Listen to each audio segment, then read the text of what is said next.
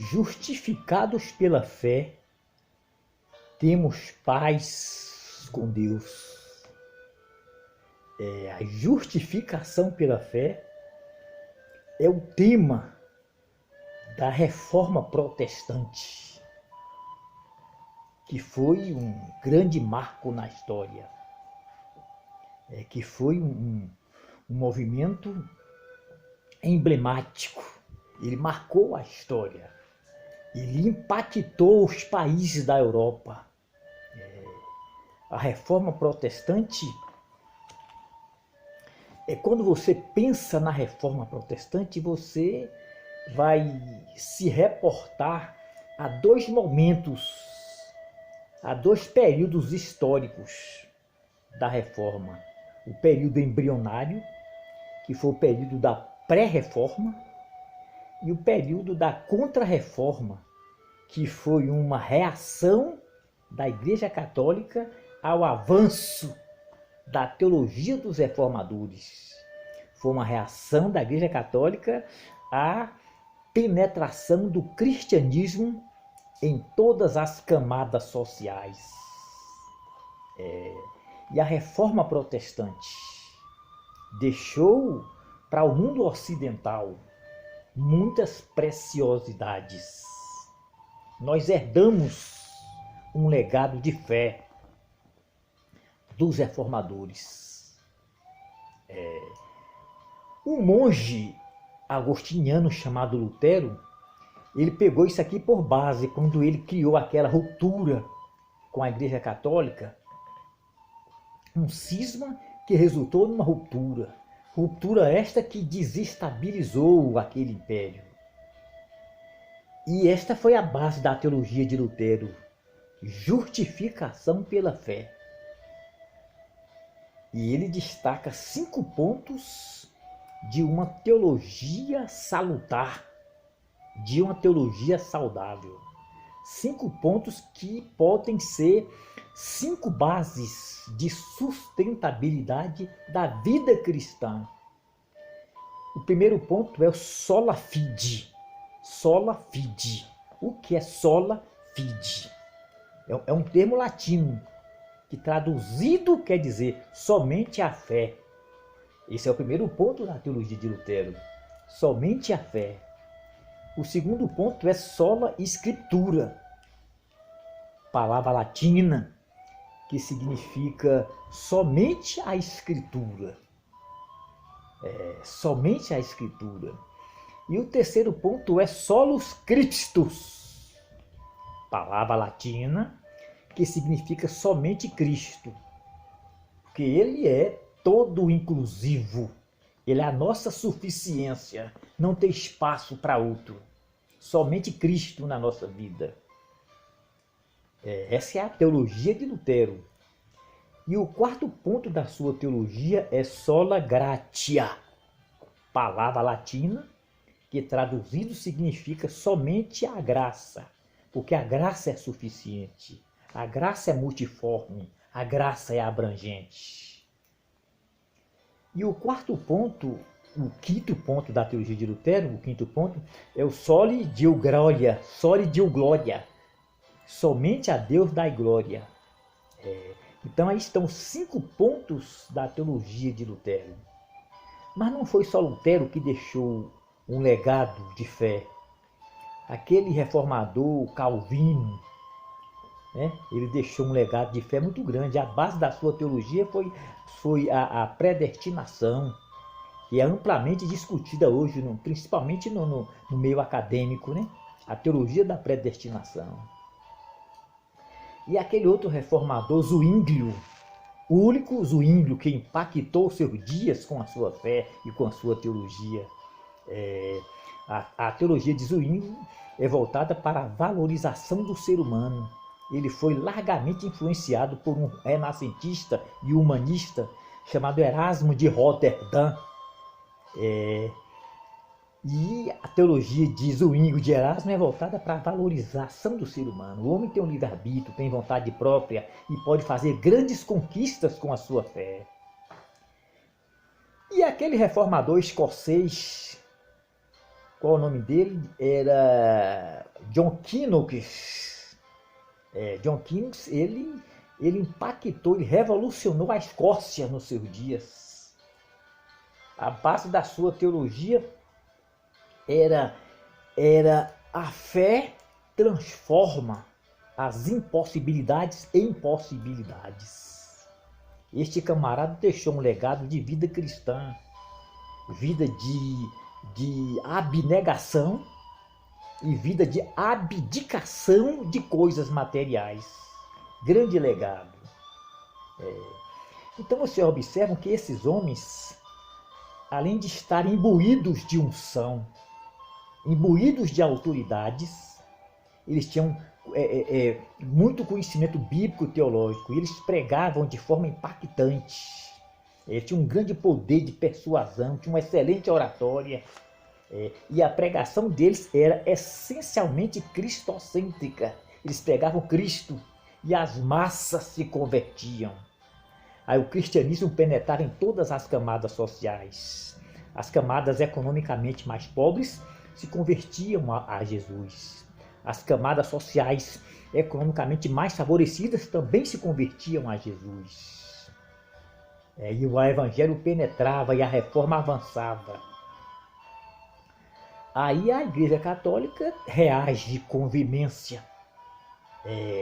Ele reage na tentativa de impedir o avanço da reforma e de impedir a penetração do cristianismo em todas as camadas sociais. Porque eles, os reformadores, eles pregavam com a autoridade de Deus.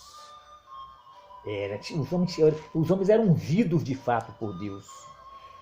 E aqueles, porque a religião ela tem dois tipos de adepto. Tem aquele adepto incauto, que é aquele cara que já está conforme com a alienação, com aquela vida de opressão. Porque por trás de uma relação de opressão existe uma cumplicidade. Ou seja, o sistema é opressor. O incauto é o oprimido. Entendeu? E só que o oprimido, ele está concordando com aquelas. Por que ele não se liberta? O evangelho é a libertação. E aquele adepto incauto, ele não se liberta porque ele não tem senso crítico, ele não para refletir e tirar inferências. Ele diz amém para tudo. Este é o crente incauto. É o religioso falado. Mas o adepto reflexivo, cauteloso, aquele que tem senso crítico, ele se liberta. Porque ele examina nas escrituras sagradas. Ele procura pautar a sua vida na escritura sagrada. Entendeu?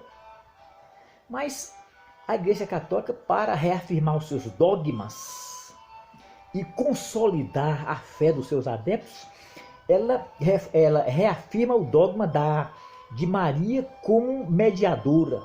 Maria faz mediação entre o homem e Deus. Porque os reformadores criticavam esse dogma. Nessa perspectiva da teologia católica, o que é um dogma? Dogma é aquilo que não passa por uma avaliação racional, um questionamento. Dogma é algo imposto. É uma verdade absoluta, inquestionável. E aquele que se opõe a um dogma, eles chamam de reacionário.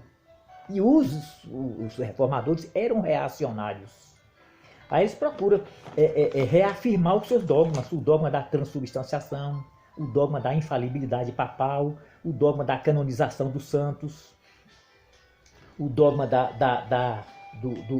do celibatário clerical. Entendeu? E a Igreja Católica criou um grupo denominado de jesuísmo. É uma espécie de catequização, que eles diziam que era evangelização. O que é catequização? Catequização é um mecanismo é um mecanismo de alienação, é para manter os incautos alienados. E este movimento jesuísmo tem ramificações até hoje. Entendeu? Eles pregam que é só Jesus. Só Jesus. Justamente para desacreditar a teologia dos reformadores. Só Jesus. Durante esse período medieval, a Igreja Católica proibia os seus adeptos de lerem outros livros. Era que eles chamavam de obras literárias heréticas. Proibiu inclusive de ler o livro de Erasmo de Roterdã, que foi um grande humanista da época, grande renascentista, que escreveu um livro, um grande clássico, que é Elogio da Loucura, e é uma obra sátrica, e através dessa obra ele critica a Igreja Católica. Aí os seus fiéis são proibidos de lerem a obra de Erasmo. E só o clero tinha acesso à hermenêutica bíblica, só a interpretação deles era correta.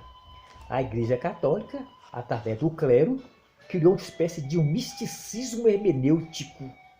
Como assim? Misticismo hermenêutico? Sim. Eles pegavam o texto da Bíblia e invalidavam o sentido literal do texto.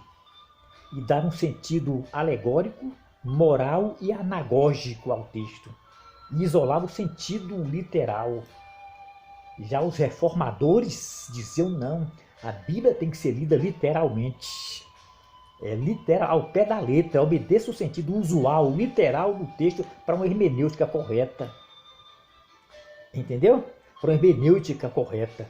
Só que sai deste método hermenêutico dos reformadores, aí surge um método que é um dos melhores, que é o método gramatical histórico, que é um método pós-reforma. Pós-reforma. Quando chega lá no iluminismo, eclode do iluminismo uma teologia chamada teologia liberal, ou liberalismo teológico, largamente difundida por alguns teólogos. A tentativa de conciliar o cristianismo ao racionalismo resulta no liberalismo teológico. Entendeu? Então o liberalismo teológico é um misto de racionalismo, de empirismo e deísmo. E o liberalismo teológico cria um método de interpretar, que é um método histórico crítico. Este método é desconstrucionista, porque eles pregam que Cristo não é salvador, é histórico, que a Bíblia não é, ela contém a palavra de Deus, que a Bíblia tem dois cânon formal e cânon normativo, que o leitor, o intérprete é que tem que dar sentido ao texto. Não é o texto que diz o que é que o autor, o que é que o escritor quer dizer. É o intérprete que diz. Então eles desprezam a essência do pensamento do autor. Então esse método é totalmente nocivo à hermenêutica. Ele é desconstrucionista. Mas, queridos, então você observa que existe um contexto histórico muito longo. Né? Muito longo, um contexto histórico. Mas a reforma protestante foi muito atacada pela Igreja Católica através do Concílio de Trento. E ela teve também outro objetivo, além de reafirmar dogma, teve outro objetivo, que foi inserir no cânon sagrado alguns livros que não são canônicos. Vamos nos reportar rapidinho ao contexto histórico. Lá no terceiro século antes de Cristo, houve um fenômeno religioso denominado de Septuaginta. 72 judeus fizeram a tradução, essa tradução que nós chamamos de Septuaginta, que é uma tradução alexandrina, que foi feita na cidade de Alexandria. Então esses judeus, eles eram judeus, eles eram escribas, eram versados, doutores no assunto, mestres em línguas semíticas. Eles pregam o hebraico, o aramaico e traduzem para o grego. Aí vem a Septuaginta, que é a tradução grega. Entendeu? Então vieram de lá 39 livros canônicos inspirados por Deus. Só vieram mais 7 livros que nós chamamos de apócrifos, espúrios, que não têm inspiração de Deus. Quando chega cá no primeiro século, esses livros são rejeitados pelo concílio de Jamnia. Porque no final do primeiro século teve um concílio chamado Jamnia. O objetivo desse concílio era exatamente examinar esses livros que vieram de lá da Septuaginta. E esses livros, o concílio de Jamnia, que foi um concílio presidido pelos rabinos e pelos fariseus, um concílio rabínico farisaico. Então esse concílio considerou esses livros, esses 7 livros, de pseudo-canônicos. Pseudo-canônicos, não tem inspiração de Deus, não tem base epigráfica. Só que existe aí algo que é intrigante. Quando chega no 4º século, acontece a segunda tradução, que é a Septuaginta, a tradução latina. Um homem chamado Jerônimo de Estridão, que é o seu nome popular, o seu nome verdadeiro é Eusébio de Irion. O que Eusébio de Irion faz?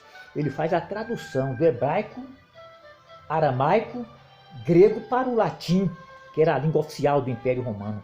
Ao fazer essa tradução, a coisa desvirtua. Por que desvirtua? Porque ele insere no cânon sagrado os 7 livros. Ele agrega esses livros como se fossem livros canônicos, sendo que anteriormente esses livros foram considerados pelo Concílio de Gênova de pseudo-canônicos. Não tem inspiração de Deus. A coisa desvirtua. Quando chega lá no século XVI, no Concílio de Trento, a Igreja Católica agrega esses 7 livros ao cânon sagrado. Entendeu? Hoje não são só 7 livros apócrifos, são mais de 100 livros apócrifos. Mas quando Lutero diz sola escritura, ele está referindo aos 66 livros canônicos. Agora, os outros livros que não são canônicos, principalmente os 7 que vieram da Septuaginta, eles não são desprezíveis, não. Eles não têm inspiração de Deus, eles não têm princípios norteadores da vida, mas eles têm grande valor histórico. Por que assim? Porque naquele período em que aconteceu a Septuaginta, foi um período que os historiadores chamam de período interbíblico, intertestamentário ou silêncio de Deus. E esses livros, eles são fonte de informações sobre aquele período. Já essa literatura canônica não entra em detalhes. Somente diz que quando termina aquele período entre Malaquias e Mateus, quando inicia o Novo Testamento, surge João Batista num deserto como precursor de Jesus. Né? Não entra em minúcias, em detalhes, mas os livros apócrifos entram em detalhes. Então este é o valor histórico e cultural desses livros apócrifos. Mas eles não têm inspiração de Deus. Entendeu? Eles não são chamados de semente que gera fé. Não. Eles vão enriquecer você intelectualmente. Para você desenvolver um projeto de vida saudável, ele não serve. Para você desenvolver uma espiritualidade sustentável, eles também não servem. Entendeu, queridos? Então, quando Lutero diz que sola Bíblia, sola fé, ele diz que só a Bíblia produz fé. Sola Cristo, porque só a Bíblia fala de Cristo. Só a Bíblia produz em você fé. Então, queridos, você observa que a gente herdou da Reforma Protestante um legado de fé, de esperança, de vida de resignação, vida de abnegação muito grande. Entendeu? Muito grande. E veja a diferença histórica que existe entre a Bíblia dos evangélicos e a Bíblia católica. E que Deus, em sua graça, te ilumine.